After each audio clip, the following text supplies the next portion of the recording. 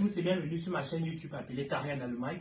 Léa Netagne, c'est mon nom, je suis infirmier diplômé en Allemagne.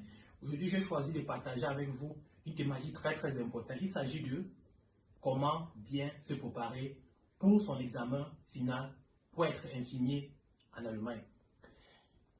Les points qui sont très importants, ce sont les suivants. Première chose, il suffit d'abord de comprendre le contenu de l'examen.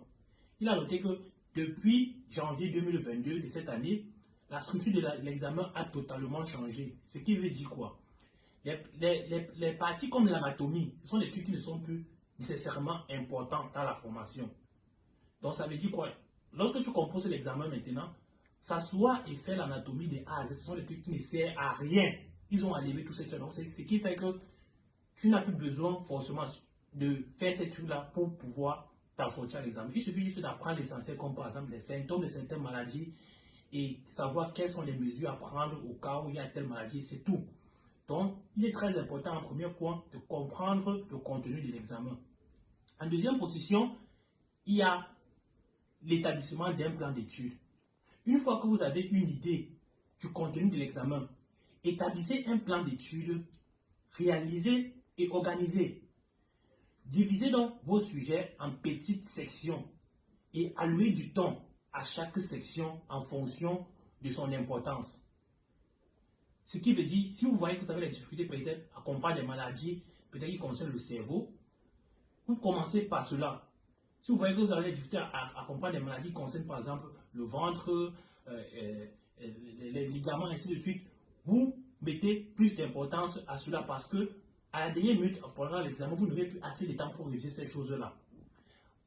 Assurez-vous de laisser suffisamment de temps pour les révisions pratiques à ces questions aussi à la dernière minute. En troisième position, il y a aussi utiliser des ressources pédagogiques comme par exemple des livres. Je vous conseille par exemple le livre IKEA qui est 3 livres au total. Ce sont des très bons livres. Il y a aussi Pflegereuter. Ce sont des très bons livres que je peux vous conseiller aussi pour vous préparer pour vos examens.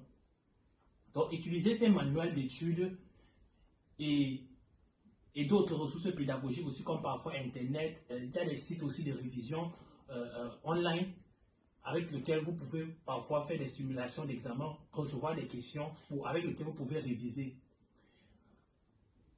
La prochaine étape serait de pratiquer les questions d'examen régulièrement. Vous ne pouvez pas faire la même chose et attendre des résultats différents.